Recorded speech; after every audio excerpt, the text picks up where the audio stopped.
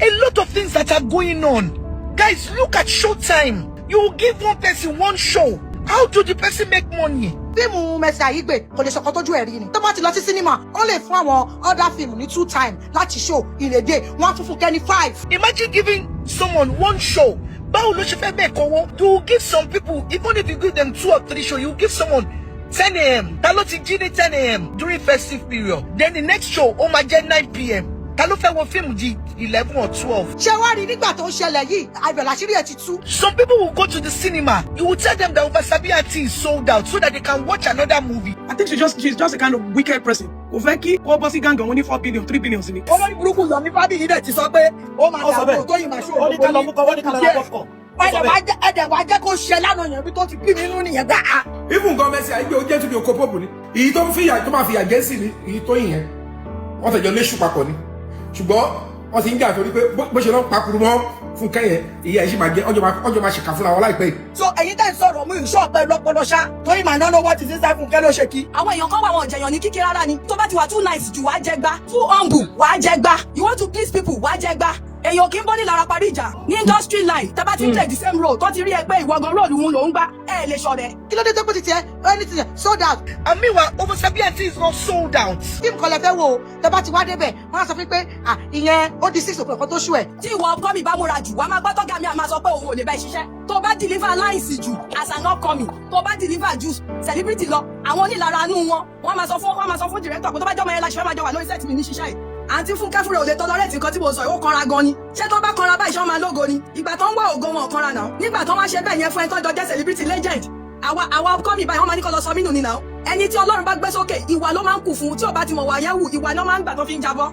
Màá ní Àǹtí Funke dídì ṣe kinní yẹn gan. Ó fi affect Ìyábọ̀ Òjó fúnra rẹ̀. Kódà níbẹ̀ yẹn lánàá tó bá jẹ́ pé ọ̀rẹ́ dénúdénú ni wọ́n ń ṣe. Tó bá gbà tí Funke létí bẹ̀rẹ̀ lánàá. Tínú yẹn bá dúdú ó máa yàkó sí mọ́tò àlọ́ ní Ìyábọ̀ ọlá àti ẹni kìíní. Torí àwọn fúnra ara wọn mọ̀ wípé àwọn èèyàn ibi tí ó bá ti ṣe kíní náà máa kọjú sí camera on you already. Àríṣò ló yẹ kán bẹ̀rẹ̀ látòru àná. Funke náà dárúkọ látòru àná. Kí wọ́n ní bá títẹ lọ ṣe? Àǹtí Funke fúnra ò lè tolerate nǹkan tí mo sọ, ó kanra gan ni. Oní tíátà ní níbi tí wọn, ó kanra gan ni. She cannot tolerate what is going on here. Ṣé tó bá kanra báyìí ṣé wọ́n máa lógo ni? Ìgbà tó ń wá ògo wọn kanra náà. Ìgbà tó ń wá ògo wọn kanra náà. Ṣé possible kó máa kanra everybody káwọn èèyàn tẹ̀lé wọn ni? It's a point. Ẹ jọ ṣé ìyá ire ṣó tẹ̀wọ̀n lọ́mọ pa ni? Kódà kó máa kíra tẹ́lẹ̀ téèyàn yẹn dé patí tó fún yín níyẹn fún padà náà. They are 40 plus owó ti kó pé everybody wọn lórúkọ náà. Ṣé ń wá èmi ni? Tó bá jẹ́ méjì tí wọ́n ṣe máa ṣe bẹ́ẹ̀ yẹn. They are 40 plus. Wọ́n wọ́n ti kọ́ pera wọn lórúkọ. Nígbà tó wá ṣe bẹ́ẹ̀ yẹn fún ẹ tó jọ jẹ́ celebrity legend. Àwa upcoming báyìí wọ́n máa ní kó lọ sọ mí nù ní náà. Kéèyàn wá lè rí wọn for the first time. Bẹ́ẹ̀ ni màmí. Téèyàn bá ti wà nípò kan, ẹni tí Ọlọ́run bá gbé sókè, ìwà ló máa ń kù fún tí ò bá ti mọ̀ wà yẹn wù, ìwà ló máa ń gbà tó fi ń jábọ́. Even her fans was against her. Tó bá láì sáfìsì ni wọ́n àyẹ̀ fi jẹ́, wọ́n náà fáì sáfìsì dá padà. Ẹjọ́ wá báyọ̀ ṣe nǹkan ní kí ló lè tó bẹ́ẹ̀? Ẹ̀ka alẹ́ àǹtí mi, báwo ni tiẹ̀ ṣó wà? Kò jù bẹ́ẹ̀ lọ, wà á dẹ̀ tún máa ṣe tó ń ṣe lọ. Kò jù bẹ́ẹ̀ lọ, Anẹ́mi tún sọ wípé lánàá sẹ́ wípé tó bá tiẹ̀ fẹ́ ṣe pé o tún wá fi jù lọ. Normal kò sí kan tó tẹ̀ o snub o tún fi ń wùwọ́ ọmọdé kọ́ lè mọ̀ pé nǹkan ṣẹlẹ̀ ni. Báyìí tún ní wùwọ́ ọmọdé kọ́ lè mọ̀ pé nǹkan ṣẹlẹ̀. Màá tún kí ẹ normal mi ìfẹ́ kéèyàn bá wa dá sí. Irú àwọn ìwà wo nìyẹn? Kí la wá fẹ́ tọ́? Kí la fẹ́ fi tó àwọn ọmọ wa táwọn ọmọ kéékèèké bá wúlò wà yẹn lánàá? Ká pèsè àtàwọn Priscilla ló ń wèwà yẹn lánàá tẹ́yìn mothers wà mí kí lẹ fẹ́ sọ? You say you love your friend, you know the meaning of iṣẹ́ tà ń ṣe. Ṣé ìyá rẹ̀ lèmi máa dájú ọ̀rọ̀ kan sìn? Èèyàn kì í bọ́ ní lára parí ìjà. I keep on saying that on live látànà. Tó o bá ti fẹ́ mi nífẹ̀ẹ́. Ẹ lè change Toyin o. Tí àǹtí Toyin bá wà ní tó bá wà location even with upcoming tẹ́ bá ń fọwọ́ mu gàdí ó máa jókòó tí yóò máa mú. Ẹ̀yin àwa kọ́ la máa change ẹ̀. Wọ́n ṣe tó oníkálukú nílé wọn ọ̀tọ̀ọ̀tọ̀. Àwọn kan wà bẹ́ẹ̀ tó bá fẹ́ bá ẹ ṣe wọ́n bá ẹ ṣe tán ni. Tóun náà bá fẹ́ jókòó celebrity mẹ́rin lánàá jókòó. Àìmọye ní tó lórúkọ tó Toyin tó jókòó mẹ́rin lánàá náà. Orí àǹtí Ìyábọ̀ bí àǹtí ẹ̀ ni. Àní mo wà ní pátí àǹtí mi ṣé máa jókòó lóòótọ́ ni. Ó gbọ́dọ̀ máa wà àwọn gẹ́ẹ̀sì wọn tí wọ́n ti jẹun náà ẹjọ́ ti rága. Òun ló wá ń kí gbogbo wa because àmọ̀ pé pín mọ̀dà máa busy. Pín mọ̀dà busy náà wọ́n ṣàgbọ́dọ̀ láṣojú. Kí ló ṣe bẹ̀yẹn tó bad? Tó bá wọn lórí senior colleague tí ò kí wọn. Wọ́n tún jọ̀jù pé kò kí senior colleague. Ṣé ọ̀rọ̀ àlùbàṣà ẹni tó rojọ́ lọ́nà ìṣọ́rọ̀ yóò wá fẹ́ máa ta mọ́ra wọn báyìí? Industry wa, ìyá ire, tó bá ti ní competitor tẹjọ́ play role, ìyá ire fúnra ẹ̀ mọ̀ yìí pé òun fẹ́ jẹ́wọ́ ni. ní industry line tá bá ti take the same road tó ti rí ẹ pé ìwọ gan road wọn ló ń gbá road mi ló ń gbá ẹ lè ṣọ̀rẹ́ kò sí respect tó lè máa fún wọn gbogbo èèyàn kan ló máa dàbí Ìyábọ̀ Òjó challenge ni wọ́n jẹ́ fúnra wọn. èmi ò mọ ọkọ tó fa ìlara ìwọ ní tó 3 million 1 billion 3 billion 1 billion ti Funke ní tí Toyin tún ní ìwọ tó ní 3 almost 3 billion o tún kanra. Màámi nǹkan tó ń pè ní ìlara nìyẹn. Ó ní 1 billion ni o. Nǹkan tó ń pè ní ìlara nìyẹn. Tẹ́ bá bá àwọn ọ̀gá yẹn lórí sẹ́ẹ̀tì nígbà míì tí ìwọ ọkọ mi bá múra jù wá máa gbọ́ tọ́gà mi àmà sọ pé òun ò lè bá ẹ ṣiṣẹ́. Tó bá deliver láìsí jù as an upcoming tó bá deliver jù celebrity lọ àwọn onílara inú wọn wọ́n máa sọ fún director pé tó bá jọ́ ọmọ yẹn láṣẹ fẹ́ máa jọ wà lórí sẹ́ẹ̀tì mi ní ṣiṣẹ́ yìí. Ó ṣẹ̀wọ̀n ò mọ̀ wọ́n tẹ́lẹ̀ o látàárọ̀ ló ti ń kúnlẹ̀ kí wọ́n kiri o orí sẹ́ẹ̀tì wa ti lọ jìyà ẹ̀. Àǹtí ìyá ire àwọn tó fi. Ó ṣe film industry nìkan ló wà attitude kò ń ṣe inú film industry nìkan ló wà even among makeup artists all of gbogbo àwa èèyàn náà ni kò ń ṣe inú film industry nìkan ló wà àwa náà gan láàrin ara wa gan tó bá ti ní tó lágbájá kan ti ń jà jù ẹ láti máa gbọ́n ẹ ṣebí that's why Jerry mo complain kiri kan fún yín mo sọ̀rọ̀ lọ́jọ́ kan tẹ̀ ṣe live pé wọ́n bring account mi down dọ́là mi ò mọ wọ́n lè yàn kan ló report mi ò mọ èèyàn tó report account yẹn dọ́là I don't know the person. ẹ jẹ́ kí ẹni tó ń sọ submission ẹ finish ẹ jù. Ẹ continue tweet speaker. Yes ma. Ẹ̀wọ̀n ni. Màá lè ra ṣe rí ìyá ire fúnra rẹ̀ ni mo fẹ́ pè jókòó báyìí bí ọmọ ìyá mi. Oríire ò bá gbà ṣe kó máa lọ kó àwọn bébì tó ń kó káàkiri. Ó lè rẹ́mi ṣe ilé ayé ẹ̀ dáadáa. Ó ní lára onídìí kò ní tó kó tó bá tiẹ̀ jẹ́. Lórí views lásán gan ní ìṣèyàn jẹgba lórí TikTok. Lórí views lásán bí ìyá yẹn ṣe sọ. Ó distance ara ẹ̀ kó má parí ìjà kankan mọ́. Ìjẹ́lẹ̀ yìí obvious kó ní kálukú bá tiẹ̀ lọ wọ́n dé industry náà mọ́ra wọn tábàdẹ̀ tún mọ́ra wa mọ́ kò míì. Ó jọ ọmọ tó lẹ́kọ̀ọ́ ni àwọn tó tí ò tó ìyá rẹwà tó ń pè wọ́n lórúkọ náà. Ó jọ ọmọ tó lẹ́kọ̀ọ́ ni. Téèyàn bá ti wá kọ́yàn létí ò bá ti dúró láìṣọ́ ọmọ yẹ kó ní kálukú bá tiẹ̀ lọ. Don't manage somebody that hates you for no reason. Don't manage that kind of person. Somebody that cannot even keep it even nígbà tí a ti tí gbogbo àmọ̀ pé ojú ayé la wà yìí. Kó lọ ṣọ́ra ẹ̀ bẹ́ẹ̀ yẹn. Ní gbàgede gbangba. Ní gbàgede ní gbangba everybody ń wo nǹkan tó ń ṣẹlẹ̀. Látọ̀ọ̀kan ẹ jẹ́ ká fojú kọ́ ọmọ. Ẹni tó tí mo fẹ́ kí tó fẹ́ ṣe bí wèrè mo ti yà fún ẹ. Ẹni tó máa pẹ́rẹ́ ẹni olówó fún ni ẹni tó ń bọ́ o. O fún mi lówó oúnjẹ o ṣolówó lọ́dọ̀ tèmi mọ̀ yá ẹ. Àwọn nọ́mbà àwọn tó ń bọ̀ yẹn àwọn lolówó ẹjọ́ máa yanjú ẹ̀ bẹ́ẹ̀ yẹn. Ọmọ tó ti létọ̀ lòun náà tọrọ jẹ kò kéré ní industry. Àìmọye àwọn tí wọ́n jọ wà lókè tọ́jọ́ ń tọ́pù yẹn bọ̀ tọ́mọ̀ táwọn gangan mọ̀ wípé wọn ò kú ní ìsìn àgbúrò wọn rárá. Wọn sì ṣọwọ́ àgùn bẹ́ẹ̀. Ẹni táyé bá yẹ kó ṣọ́ra ni alágẹmọ tó ṣe jẹ́jẹ́ ikú pa ọ̀pọ̀lọpọ̀ kó ṣọ́ra ẹ̀. Àwa tá a lò ní àwọn kan bọ̀ wá lọ́la àwọn kan ló ń lò bọ̀ tẹ́lẹ̀ ìyá rẹ ni kó lọ mú ẹ̀dọ̀ fún ẹ̀ kó papọ̀ mọ́ òró. Bẹ́ẹ̀ni. Kó lọ máa ṣe kó ṣe mọ ẹlẹ́wà ṣàpọ̀n kó ṣe gbogbo aṣọ lèèyàn sá lóòrùn àwọn èèyàn kan wà wọn jẹyàn ní kíkí rárá ni jẹ́ kó bá tiwọn lọ kó má try to be tó bá ti wà too nice jù wá jẹ gbá too humble wá jẹ gbá you want to please people wá jẹ gbá do your own normal life. Inconvenient wọn máa ń like ẹni tó bá inconvenient wọn ẹni tó bá níwèrè lórí ẹni tí ò lẹ́kọ̀ọ́ ló fit àwọn èèyàn she have to learn it ní o ilé ayé ta wá sí nìyẹn because she cannot continue like that ẹ wẹ́n tó àǹtí Ìyábọ̀ Òjó nísìnyí yẹn people start criticizing that ẹ ó yẹ kí Ìyábọ̀ asao now ṣé onínáwó ni kò dẹ̀ tó da pati rú even tí Ìyábọ̀ Òjó bá mọ̀ sí sí yẹn wọn ò lè ṣe correction kankan bí tó já sí yẹn lẹ́yìn tó bá dẹ̀yìn àbò kó máa bí àbúrò pé kó má bínú kò sí tó fẹ́ ṣe níbẹ̀ yẹn ṣé kó correct ẹnìkejì kó ló bùn fún ìkànnì kó bẹ̀rẹ̀ sí ní jàǹpatì Ó tiẹ̀ máa gbádùn wèrè ni. ó máa di wàhálà kò sí kankan tí Ìyábọ̀ fẹ́ ṣe ń bẹ̀ yẹn gbogbo àwa táwọn tá fẹ́ mú Ìyábọ̀ ẹ má mú sọ́wọ́ àrísọ ìkẹdẹ̀rẹ̀ bá rí wọ ẹṣẹ pọ̀ tó láti bí ijọ́ mélòó yìí ó máa ta ó máa in fact ẹni tó ní òní rówó ẹ̀ka ní tó bá kàdé. Lágbára Ọlọ́run. kí ló dé challenge pọ̀ lórí àrísọ yìí ó pọ̀ gidi gan ni àrísọ ló yẹ ká máa rojọ́ lé ní báyìí a ti bẹ̀rẹ̀ mí látòru Ọlọ́run aṣàánú ẹ jẹ́ kí fẹ́ lómi lọ́rọ̀ sọmọ. Abraham, the relationship is so deep like ẹ̀gbọ́n àti àbúrò, somebody that stood by you through thick and thin. Mi ò fẹ́ mọ̀ bó ṣe fẹ́ jẹ́, how will you be comfortable? And I'm not blaming anybody now. At that very point in time, mo understand ipò bá the other person lójijì.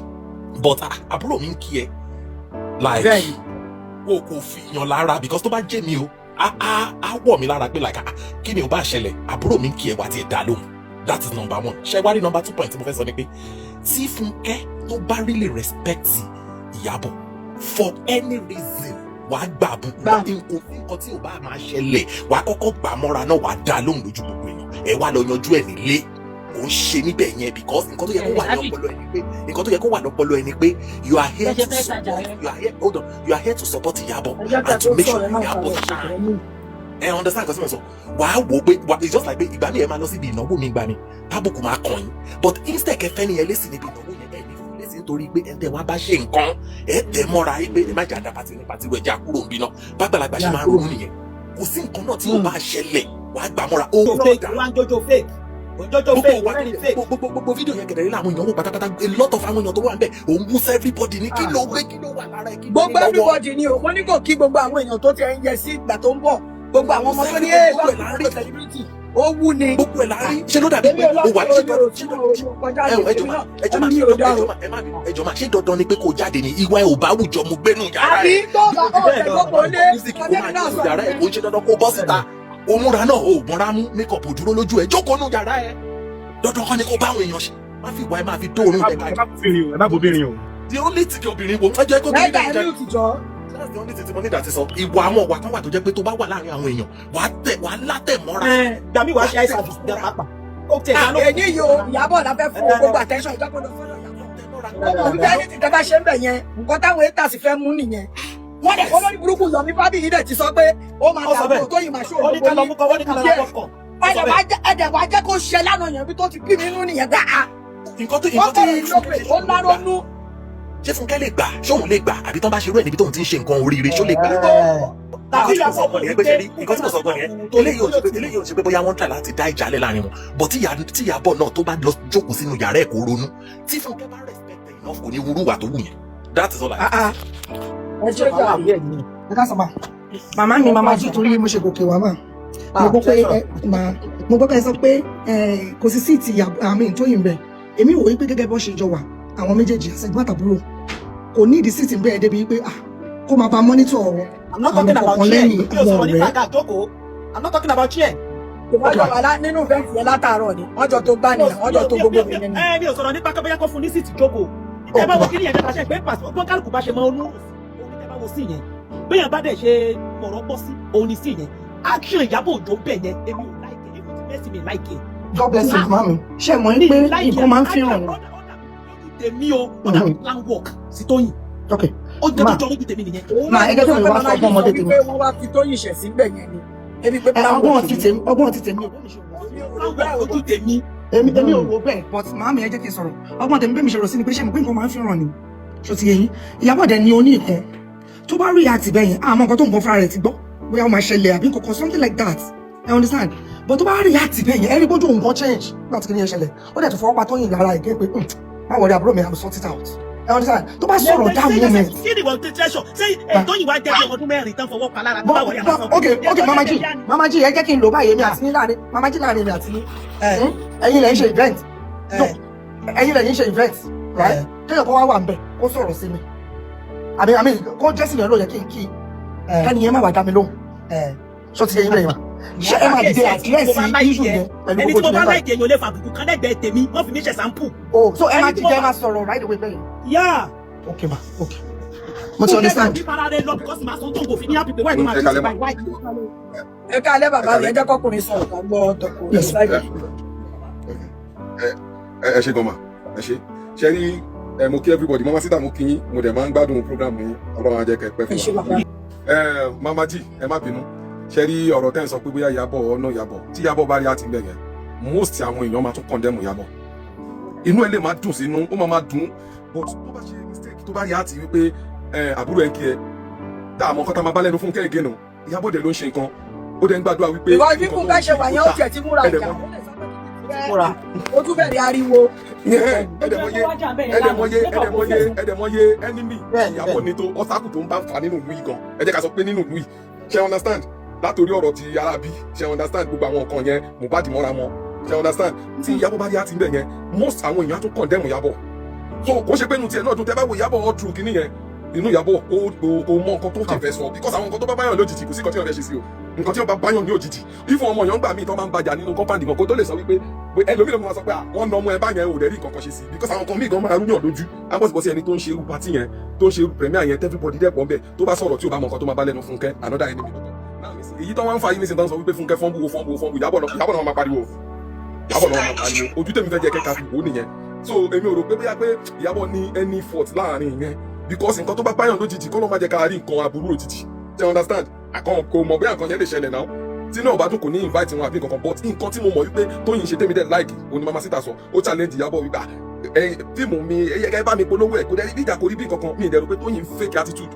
that is her attitude òun múyàn sí kí múyàn sí nǹkan wípé báyìí ni kò ṣe máa ṣe ìwà ẹ̀ wípé Tóyìn náà respect ọkọ ẹ̀ ní o because èèyàn tó bá lọ́kọ lé ó gbọ́dọ̀ máa pọ́nkọ ẹ̀ ló dẹ̀ mọ̀ pé industry náà lọ́kọ ẹ̀ wà kọ́ máa fi bú ọkọ ẹ̀ wípé oríyàwó ẹ̀ bó ṣe ṣe rádaràda because báwọn èèyàn ṣe máa ń gbé ọ̀rọ̀ ọ̀tọ̀ọ̀tọ̀ ni gbogbo wa tó yẹ kí Tóyìn kú náà yòókù wa kú wípé èmi kan tí èmi kan bẹ̀ lọ́hùn fún ni wípé kọ́ máa bẹ̀ lẹ́yìn public apology nìkan ṣe kọ́ máa gbé sínú yàrá kan pé wọ́n bẹ̀ wọ́n ṣe ní public apology bọ́lá ṣe ní kí Fúnkẹ́ ṣe ló ṣe yẹn àná ó snob Fẹ́mi Adébáyọ̀ lánàá ó snob ó pretend ní ìgbà tó yọ padà lọ rẹ. ó yẹ lọ padà lọ́kẹ́ tí lọ wo ibi tó ti lọ. òun náà ni mo sọ ó padà rẹ kò sí náà bẹ́ẹ̀ ó kù. létà ni ẹ lọ wo dáadáa létà ni ó snob Fẹ́mi Adébáyọ̀ náà ẹ lọ wo létà ni. ẹnájì tí Fẹ́mi Adébáyọ̀ fún padà ẹnájì tí Fẹ́mi Adébáyọ̀ fún padà kò pẹ́tẹ̀. ẹ jọ ẹ jẹ́ kí n ṣe submission bí kí n sọ rẹ̀. uncle ẹ ti sọ gbogbo ohun tí mo fẹ́ sọ pátápátá torí kò sẹ́ni tó ṣàgbà mistake láyé kò dẹ̀ sẹ́ni tó ṣàgbà yìí pé kí ni yìí mi plan ẹ̀ fún kí ni reaction mi then gbogbo wa ti rí ojú tí Fúnkẹ́ gbé wá in fact lánàá yẹn ìjà lè ṣẹlẹ̀ bíi pé wọ́n máa nà mọ́ra wọn tí Ìyábọ̀ bá sọ̀rọ̀ wọ́n lè nà mọ́ra wọn lórí all eyes on that now kámẹ́rà gbogbo ẹ̀ òun ló dẹ̀ ní event òun ló mọ bí tóun ti sáré dé kò lè dìde kó ba nǹkan yẹn jẹ́ òun ló ṣiṣẹ́ owó ẹ̀ ẹmọ tó bọ́ lọ́wọ́ ẹ̀ so èmi feel pé bó ṣe ṣe yẹn máa bí àbúrò mi lè fara gba nǹkan fún mi ní gbogbo ojú èèyàn yẹ ẹsẹ mi ni mo ṣe é. Níbi yóò sọ̀rọ̀ jẹ́ gbé ẹ bọ́lẹ̀. jẹ́ ẹ má jẹ́ ká gbàgbé pé Tóyìn kankan pé if not for àǹtí Ìyábọ̀ I won't greet you so that means pé kí ni yẹn ti ń ṣẹlẹ̀ lẹ́yìn Ìyábọ̀ dẹ̀ ti bẹ̀ pé òun mọ̀ nǹkan tó bá ti dé ìjọba mi dán tí ẹ̀kọ́ kí kò kúrò bẹ́ẹ̀ ó ṣe kò ṣe Ìyábọ̀ náà ti gbàwọ̀ sí fún Tóyìn rí so n tèmi ní nìyẹn mà ẹ má bínú ẹjọ́ ẹ ṣe. nǹkan tí mo ń try láti sọ ni pé age gap tó wà láàrin àwọn méjèèjì kò tó 4 years wọ́n dẹ̀ ní pé ọdún mẹ́ta ló fi gbogbo gbogbo àǹtí kìnìkan yẹn kí àǹtí Tóyìn stop ẹ̀ kọ́ máa bẹ́ kí mo kúnlẹ̀ kiri fẹ́ni tó jẹ́ pé kò tó how many years tó gbà lọ́wọ́ mi 40 plus àwọn méjèèjì náà ibẹ̀ ń gọ respect máa wá bẹ́ẹ̀ tó bá jẹ́ bẹ́ẹ̀ tẹ̀wọ́n ni máa kúnlẹ̀ kí ní pàtì kọ́ máa snob ní pàtì níbi tí kò ṣe wọ́n wà ìwà. àbúrò mi báwo kò make sense now ìjẹ̀bá ń sọ̀kọ̀ pé ọdún mẹ́ta lọ́ fi ń gbégbé jẹ̀bù ó gbọ́dún mẹ́ta lọ́wọ́ mi age mate lèmi àti ẹ̀ gàtọ́ ní àǹtí Tóyìn máa wọ 46 nsìn kí lórúkọ sísá inú bóyá 48 tàbí 49 mi ìdẹ́mu age group ní gbogbo wọn yìí wà. Nǹkan tẹ́mi rí sí 3 points ni firstly ni pé Ìyábọ̀ she is the center of attention òun ló ń ṣe nǹkan lọ́wọ́ so kò lè react because tó bá react bó ṣojú gan bó ṣẹ́jú gan lásán gbogbo àwọn tó wà bẹ́ẹ̀ máa mọ̀ nǹkan tó ń ṣe so ó ń láti keep calm at that moment so later ó lè pe Tóyìn kó pè wọ́n kó dẹ̀ settle whichever way but nǹkan tí Fúnkẹ́ ṣe kò dáa rárá.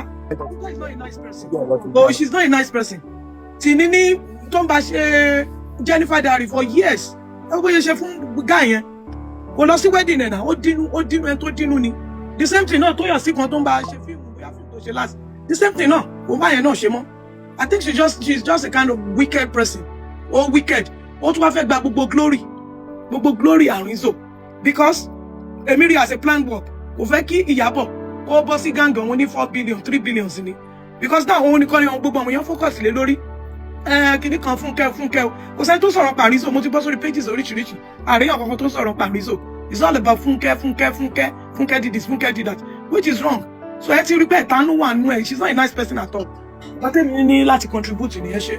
ẹ jọ̀ọ́ nǹkan tẹ́mi kàn fẹ́ sọ ni pé.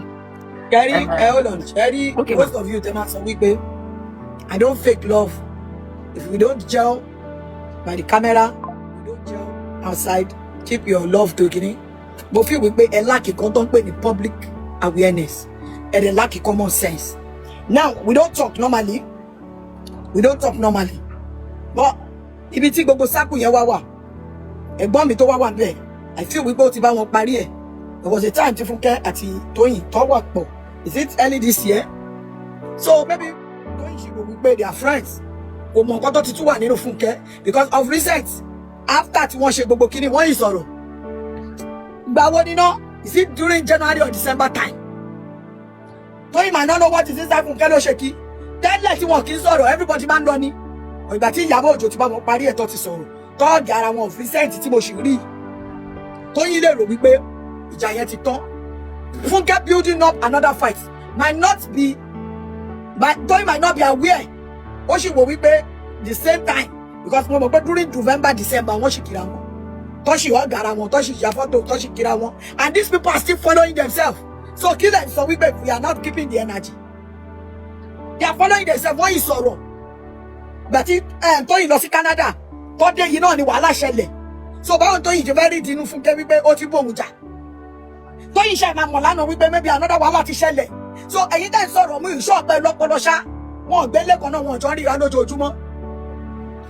And àti rí event tó pa wọ́n pọ̀ láti gbà yẹn ju eléyìí lọ. Kápẹ́ event kan ti wà tí wọ́n ti jọ ríra ni. Àsọ pé ṣe bí event tọjọ́ yẹn kò kí ẹ náà. Event tó jẹ́ máa pa wọ́n pọ̀ lélẹ̀ àná ló ṣe wà ó kọ́ sí Toyin wípé Funke ti tún bóun jà. Gbogbo yín kan máa ń gbé kámẹ́rà if we don't gel outside the clinic kò ṣọ́ ń ríra wọn ṣọ́ ń pera wọn ni. Toyin ṣe àmọ̀ lánàá pé Funke ti tún ní another grudge sóhun ni because bó ṣe kí àǹtí mi ó kí tìtìrútọ̀ yàyà ni. So gbogbo yín tẹ́ update ẹ keep the energy to yourself. Okay, orí mi online à ń ríra wa sọ̀rọ̀ ó wá rí mi pé àbámọ́ síta ìkọ̀ọ̀kan ti bá lọ sí online. Ó máa ń kí mi Toyin ṣe wà wẹ́ pé Funke ti tún bóun jẹ gé ni because wọ́n yìí ṣẹ́tún wọn ní December. Oníkálukú dẹ̀ ń ta movie ẹ̀. Àṣà January Toyin ṣì lọ sí àbí February kan ló lọ Canada. Ó busy pẹ̀lú movie ẹ̀ báwo ló ṣe fẹ́ mọ̀ pé Funke ti tún nínú bíní sóhun. Ṣé tẹ́lẹ̀ ṣó kí ni? Kò kí tẹ́lẹ̀ náà. Ó wọ bá ó tiẹ̀ wà ní party àǹtí mi kóhun kí kó bá dà pọ̀ òun káàtì ìyàbọ̀ kó hàn dé níjà. So this one is not pé wọ́n níjà tó bá jọ níjà mọ́ mọ́ Toyin ọmọ ojú ni náà. Ṣó kí tẹ́lẹ̀ ni? But wọ́n ti bá wọn settle ẹ̀. Mo ilé wa picture yẹn wá fún yín ẹ máa sọ̀rọ̀ lọ. Because I don't understand. There's some we can keep the same energy. I should not be keeping the same energy for long. Kí Ìyábọ̀ tó bá mọ parí as a December, January tó ṣeré. Tí o bá dẹ̀ bínú sí mi báwo mo ṣe fẹ́ mọnú ẹ. Mama Chita fídíò ni wọ́n ti mọ́ra wọn ní January. Mi mọ premiere movie kan tó lọ wọ́n ti mọ́ra wọn. So January tó náà ṣé wàhálà ti tún ṣẹlẹ̀ ni. Ó kúnlẹ̀ kí báyìí gan ni ó kúnlẹ̀ kí. So wọ́n ti mọ́ra wọn. Bẹ́ẹ̀ni sọ pé tí mi fi blame Ìyábọ̀ gan ni. Ìgbà tó fi ń gbé Ìyábọ̀ ọgbọ̀n nìyẹn pé tí Funke bá ní kí Ìyábọ̀ ojú ò lè sọ fún mi pé òun ò mọ̀ pé ó ní ìkànnì rẹ̀ gẹ́gẹ́. She can't tell me that. Ó ní sọ yẹn fún mi. Nǹkan tí mi ò sọ pé tó bá jẹ́ wá jẹ́ pé Ìyábọ̀ ọmọ ṣe kó wá lọ sọ fún okay ó ti lẹ́sẹ̀ Funke ti report ẹni sùúrù kí Funke ti report Toyin fún Ìyábọ̀ kí Ìyábọ̀ ṣe kí Funke wá lọ sọ fún Toyin ni because I don't understand pé má kí Funke ó bínú sí ẹ o. ó tiẹ̀ máa ní bó ṣe máa sọ fún because bí Toyin ṣe gbé Ìyábọ̀ òjò ó pọ̀ gan ó ti respect ẹ̀ gan especially gbogbo wedding tó jọ ṣe tó jọ bá lọ sí Tanzania fún àyẹ̀ ti fi ó fi gbogbo rẹ̀ ó fi sin Ìyábọ̀ ó ti pọ̀ jù ṣé sí àpapọ̀ bá mọ̀ pé bàbá yẹn máa ṣẹlẹ̀ ẹ̀ kó tẹ̀lé ìtẹ̀. Funke bínú sọ ṣọ́ máa lọ kí bẹ́ẹ̀ ṣá. ẹ̀ náà Àkọ́ ní kí kí ló tí Ìyábọ̀ òde kò lè hit ẹ̀ hit lásán. láti ẹ̀yìn ìdákọ̀ aṣọ fún dédé àbò sí. Ìyábọ̀ náà máa mọ̀ Ìyábọ̀ tó mọ̀ nú Funke ni.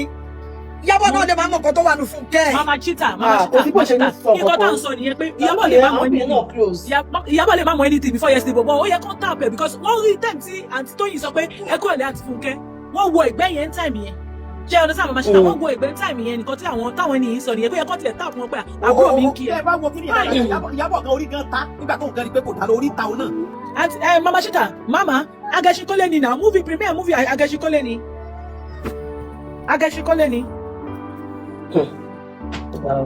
Mi ò lè rí inú èèyàn kápẹ́ ó ṣe kọ síwájú orí ni Toyin ò ní block 10 kò ní kọjá yìí ẹ̀. Kò ní kọjá yìí ẹ̀ ó tiẹ̀ wọ́n bá kí gbà báwo ni simple wọn tọ́kẹ́jọ́ dì mọ́ra yín wọ́n ti ẹ̀ reply ẹ̀ gbogbo eléyìí ò ní í ṣe. Okay, this is a clear scene. Ṣẹ́rí gbogbo ọkọ̀ àǹtí mi, ó tún gbé lẹ́lẹ̀kejì again. ẹ̀ẹ̀mejì ló kí àǹtí Funke lákọ̀ọ́kọ́ àǹtí mi lẹ́lẹ̀kejì. ìfì ìgbà táṣù ẹ̀gbọ́n kọ lórí kan ó tún sọ ẹ má bínú àbó sọ sọ́ọ̀bì ó sì ṣe sọ́ọ̀bì kan. No, ẹ má bínú mà ló sọ ẹ má bínú. ẹ má bínú mà. Ní sábẹ́ ní mi ò fi kẹ́ àpò ẹjọ́ lòun rò mi ò ráyè kẹ́ òkú kájọ́ sókè kí bá gáàdì ẹ̀ máa pariwo kọ́ mọ́ máa sunkún. Ẹ fi mi lẹ̀. Ó tún nu orí nù báyìí wọ́n nu orí nù. Lẹ́gbẹ́ yèyé yín ká àwọn tèmi kọ́ máa bọ̀ lókè.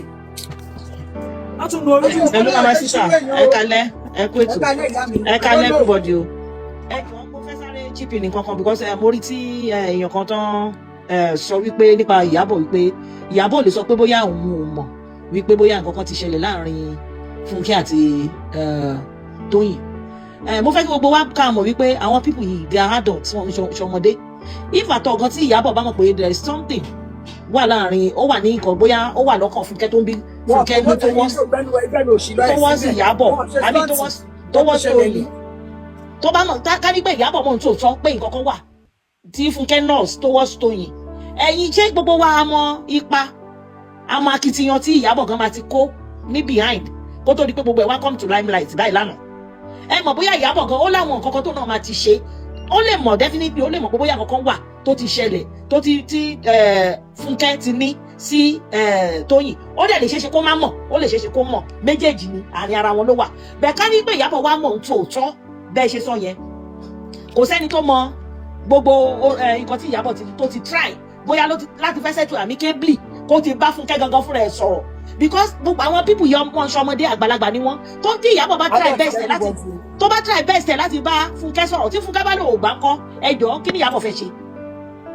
Kò lè ṣe gangan fún náà because they are adults. Àwọn people yóò kì í ṣọmọdé. So nǹkan tí mo kàn fẹ́ sáré correct ní ìgbà mo wá sálẹ̀ tí mọ́mì kan sọ nípa Ìyábọ̀ pé Ìyábọ̀ lè sọ pé òun mọ̀ wípé bóyá Funke ń bínú sí Toyin. And again nípa Toyin, sorry ẹjọ́ jẹ́ sáré ṣe lè mi ní sọ̀rọ̀ púpọ̀ máa fẹ́ lómi láyé. Nípa Toyin mo fẹ́ ṣe correction kan, ó lè ṣeéṣe kó máa gbọ́ ṣòro. ẹ bá wa tap. Toyin, sorry, enough of kade party. Ká máa kéèyàn káàkiri each table. I know you are very humble, o like láti ṣe mọ́yàn, you are friendly, but tí nǹkan bá tún ti àpọ̀jù náà bó ṣe máa ń mábùkù rè wá lélẹ̀ ìkojú báyìí lọ. So stop going to tables greeting everybody. You can greet them fine, but there must be a limitation in everything you are doing. See finish báyìí ó máa ń kọ̀yàn lábùkù ni, so enough, stop. Gbogbo ẹ̀yin méjèèjì, you are doing good. Funke ṣe dáadáa láyé tẹ̀, wọ́n náà ṣe dáadáa láyé tara ẹ̀. Ọjọ́ ọmọ tó kọ́ nílé tó gbẹ̀kọ́ ni because you are very respectful. Àìmọye ẹlòmíì tó jẹ́ pé bóyá Funke bí fi bóyá bí 8 or 10 years jùlọ tó ń give a damn. Tó ń ọ̀rọ̀ Funke ṣẹ́ wọ̀n tí ẹ rí. But because you are very humble, ó dẹ̀ ní respect ohun tí lè rẹ jáde, ó ní gbogbo àpọ́nlé tó ń fún mo understand. But if too much of everything is bad, please my sister Toyin Aimaku, stop it. Kì í ṣe pé kò dé party kò máa ṣe bí ajá ilé kúkú pé yòó ń kọra o, but there must be a boundary. Put limitation to it, please. That is just what I want to say. Ẹ máa bẹ́ẹ̀ tó lọ mo ṣe wọ́n bí i máma observe. So èmi kàn fẹ́ try láti sọ because tí Ìyábọ̀ tí àwọn èèyàn ń try láti mú wọn yẹn òun ló ń ká mi lára níbi tí mo wà bíbá yìí pé kọ́wọn èèyàn má blame Ìyábọ̀ because to me èmi ò fi pé nǹkan tó ṣẹlẹ̀ ní alẹ́ àná èmi ò fi pé alẹ́ àná yẹn ló ṣẹ̀ṣẹ̀ bẹ̀rẹ̀. So ó possible kó jẹ́ pé wọ́n ti ní nǹkan tó ti jọ láàrin ara wọn lẹ́yìn ǹdẹ̀ ṣọ́ pé Ìyábọ̀ àti bá wọn àti dá sí ṣe understand because according to nǹkan tí Toyin sọ ó ní tí ò bá ń ṣe pé ti àǹtí Ìyábọ̀ òun ò ní láíláí kí so definitely Ìyábọ̀ ti bẹ ọ̀tún ó ti bẹ òsì Toyin kún Ìyábọ̀ lè ló ṣe try láti kí Funke lánàá yẹn but Ìyábọ̀ ọlá onínú dídí tí Funke jẹ́ òun ló jẹ́ kó hùwà tó ṣe wà ara ẹ̀dẹ̀ ló dójú tì ṣe understand àná ni wọ́n máa ń pé gbọ́n ni wọn kì í pé gọ̀ ṣe rí nǹkan tí Funke ṣe yẹn tó bá ṣẹlẹ̀ sí tó bá yẹ pé bírò èmi náà ni ó possible kí n react bẹ́ẹ̀ but due to gbogbo nǹkan táwọn èèyàn ti ń sọ látàárọ̀ pé kí ni pẹ̀mí náà mo jókòó mo reason sí ni pé èèyàn nìyàn máa di alábùkù because irú something like similar thing ti ṣẹlẹ̀ sí mi rí tẹ́yẹ̀ pé mo react the same way mi ò lè parọ́ ṣe understand èèyàn yẹn mi ò mí tẹ̀rí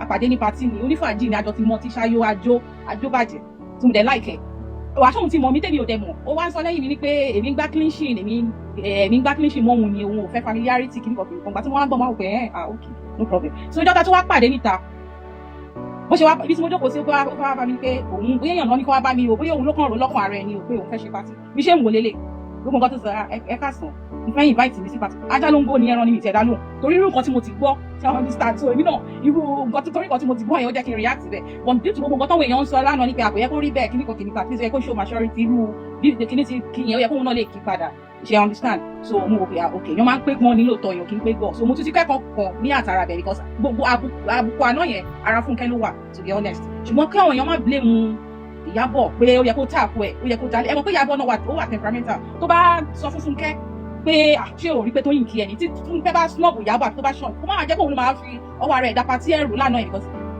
Ìyábọ̀ ó lè react tó yẹ pé look yẹn ló máa gbé sójú throughout party yẹn tó yẹ pé she won't be happy with herself pé ilẹ̀ Funke tún snub òun náà bẹ́ẹ̀ yà ọ́ ṣe you understand so kọ́wọ́ èèyàn kọ́ máa blame Ìyábọ̀ rárá mo sure pé ó ti máa try láti make a peace between both of them behind the scene so Funke ló kàn wá àti inú ẹ̀ tó fẹ́ wù so kọ́nà kó bá wọn yanjú ẹ̀ sọ wọ́n tó ń try láti condemn action Ìyábọ̀ pé alábòsí ni òun náà dùn sí dákẹ́ ẹ mọ orúkọ bá wọn yẹn ti ń ṣe tró bu lóríṣiríṣi orúkọ náà kọ́ máa fọ ọ̀tẹ̀ òun ló ń ṣe nǹkan kò dẹ́ ṣe bẹ́ẹ̀ yẹn ló ti máa àwọn kan ní ó yẹ kó dìde tẹ̀lé Toyin kò lè dìde tẹ̀lé Toyin because kò fa nǹkan tó ṣẹlẹ̀ bẹ́ẹ̀ kò fa argument mo ṣe pé bí àwọn wọn búra wọn ṣe you understand ó snub ẹ̀ nìyẹn dẹ̀ walk away so Ìyábọ̀ ní láti sáré kó dìde kó tẹ̀lé Tóyìn lọ bẹ́ẹ̀ yẹn she doesn't have to do that kò dẹ̀ ní láti máa sọ fún Fúnkẹ́ because mo sọ pé nǹkan tó ti bá Fúnkẹ́ sọ lẹ́yìn tẹ́lẹ̀ ní tí Fúnkẹ́ ò dẹ̀ ti gbọ́ sókun wá ṣe bẹ́ẹ̀ ó ṣẹ̀ tún máa sọ fún so ó ti tẹ̀fẹ̀ inú ara ẹ̀ nìyẹn so wọ́n máa kúrò bẹ́ẹ̀ wọ́n ṣe jọ àwọn tí wọ́n máa yanjú ẹ̀ létà pé ó ní láti bú ìwà tó wù yẹn ìwà òṣì ni ẹ̀yin ẹ̀ trust Ìyábọ̀ náà so mo mọ nǹkan tó lè ṣe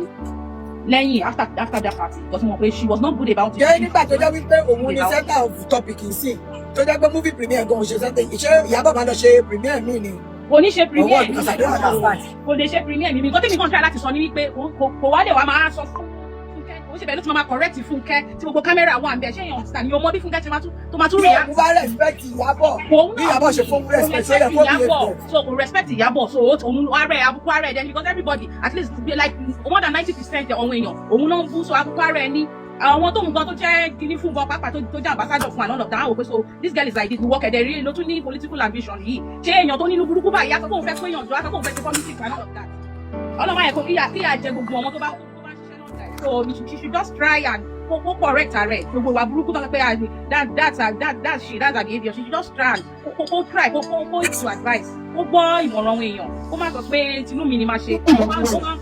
if truly she is a good friend àná Ìyábọ̀ ló yẹ kó consider wípé at least àná yẹn Ìyábọ̀ làná yẹn wà fún ó yẹ kó respect Ìyábọ̀ even bó bá tẹ̀ máa pretend after the wọ́n sọ mọ̀ pé all eyes on them that yesterday ó dẹ̀ mọ̀ pé anybody bá misbehave ibi táwọn yẹn máa concentrate lé lórí nìyẹn okay see everywhere dábàá dancing ṣé wọ́n sọ̀rọ̀ àárín sọ̀rọ̀ bí gbogbo ibi tẹ̀ lọ. nǹkan tó ṣẹlẹ̀ ni wọ́n lólúkálùkù deliberate lé lórí it's very bad of her nǹkan ìwà tó wù yẹn ò dára rárá it's really bad as a good friend kò yẹ kó ṣe ń tó lókè lánàá yẹn. tí Fúnkẹ́ bá tiẹ̀ ṣẹ́ let it be behind the camera. ó kù díẹ̀ káàtó ìwà tí Fúnkẹ́ wù yẹn o ó kù díẹ̀ káàtó. ìjà lára ń tọ́ bọ̀rọ̀. ìjà lára ń tọ́ bọ̀rọ̀ wà láì kò sí rọ́ńbẹ̀. ìjà lára kankan ni ló ka ilé ìsìn. ẹ kọ́ àwọn ìṣòro tó jẹ́ queen of box office. kó o máa nọrẹ tó bá máa ṣe lára ẹ kò sí tó fẹ́ ṣe sí kò rí ẹ. ojú ọ̀rọ̀ rẹ̀ yẹn náà kọ́ tó bí èmi nínú wípé kò sẹ́ni tó ti ẹ̀ ń sọ pa èmi ẹ̀yìn àti ìtọ́nà sọ everything lánàá wípé kámẹ́rà tó ń tẹ̀lé gbogbo yín tó 20. ẹ̀jẹ̀ mọ̀ pé tẹ́ bá misbehave pẹ́rẹ́ báyìí iná máa gbé wọ́n pẹ́ báyìí lè misbehave pẹ́rẹ́ báyìí wọ́n fẹ́ kẹ́ misbehave náà ni wọ́n máa fi kámẹ́rà mọ́nítọ̀ yín ni. àwọn tí wàá dùn ní pé àti fún àti alágbàbà àti fún wọn lọ́rọ̀ sọ. ẹ kọ́ lẹ ṣé mo lè sọ̀rọ̀ olórí tó tẹ́jú ọ̀mí Fádìyì ṣèbí yẹn sọ onítọ̀yìn mọ́. ó sọ náà wọ́n máa jà ìjọ yẹn náà lẹ́tún wá bẹ̀rẹ̀ ìjà ẹ̀ tí ẹ̀ lè ní sùúrù. ẹ̀dẹ̀ jẹ́ kẹ́mi wọ́n fún wọn yín.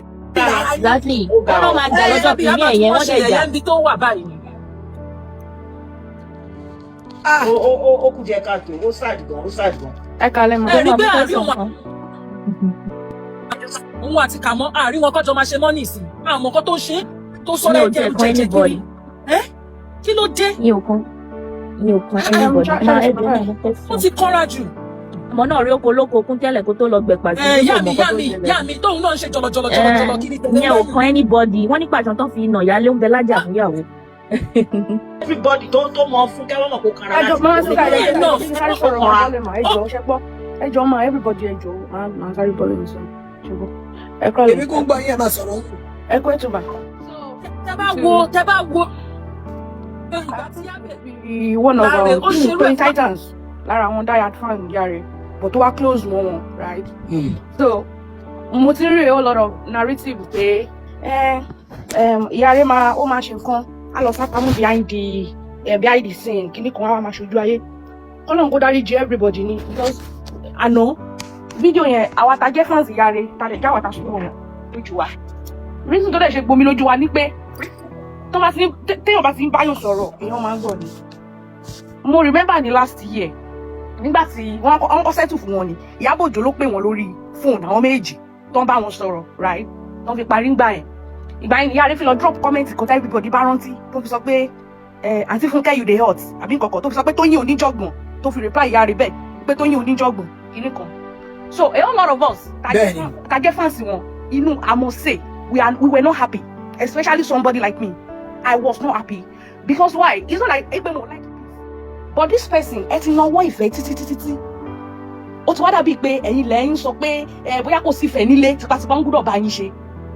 So àwọn àwọn fans other person wọ́n bẹ̀rẹ̀ sí ní troll àwọn Toyin Titans pé ṣebóun nìyẹn ó ti padà gbà fọ́gà ẹ̀ ṣebóun nìyẹn ó ti padà gbà pé Funke lọ̀gá òun kìíní kan èpè nínú DM nígbà yẹn ṣojú ẹ̀ ò dancing because if you actually check my page especially on Instagram you will know nípa this person àwọn tó máa sọ pé oníṣẹ́ ló jẹ́ kó máa gbé ọ̀rọ̀ celebrity sórí kìíní kan àwọn òyìnbó nílò òyìnbó tí mo wà yìí àwọn òyìnbó ọ ní àwọn celebrity wọn tó ń gbé sórí náà so it's not a new thing right. mo wá lọ bá àwọn wá ní pé mọ́mì rẹ̀ mo ní pé nǹkan tó ń ṣẹlẹ̀ ní online mo ní wọ́n ìjú mi I want peace mi ò ní gbogbo wàhálà yìí but even when there is no camera nǹkan tí woman máa ń preach mo fi Ọlọ́run ọba ṣe ẹlẹ́rìí tí ìyá rẹ bá rí comment mi níbi tí ò yẹ wọ́n máa pè mí lórí fóònù ìjú mi go and remove that comment I don't like it mi ìfẹ́ wàhálà bí àwọn èèyàn ṣe máa sọ pé nítorí online àti camera nítorí Abraham ṣe ń ṣe bẹ́ẹ̀lẹ̀ ó gbomi lójú mi pẹ̀lú gbogbo comment tí mò ń kà nípa because even when there is no camera this woman will be telling you that ìjú mi go I want peace everybody ti ń dàgbà kí la fẹ́ máa kọ́ àwọn ọmọ bọ́n ṣe máa sọ every now and then nìyẹn. ẹ̀yin èèyàn mi sinimá tó tún ń bọ̀ lójú ọ̀nà sí ìta àṣẹ̀ṣẹ̀ pò tán látọwọ́ Dárí Agbéjò aka ìtàn yìí ká tó bá kópa sinimá náà láti bí Fẹlá wèrè tí mo dé ẹ ti mọ̀ pé bàbá wèrè lẹ́yìn tó ń sọ̀rọ̀ yìí nínú sinimá yìí Fẹlá yìí lásán ti sọ kẹ́ mọ̀ pé Fẹlá yìí ò nọ́mà so kárátà tí mo ṣe ń bẹ̀ náà èmi gan mọ̀ pé mi ò nọ́mà sí yìí.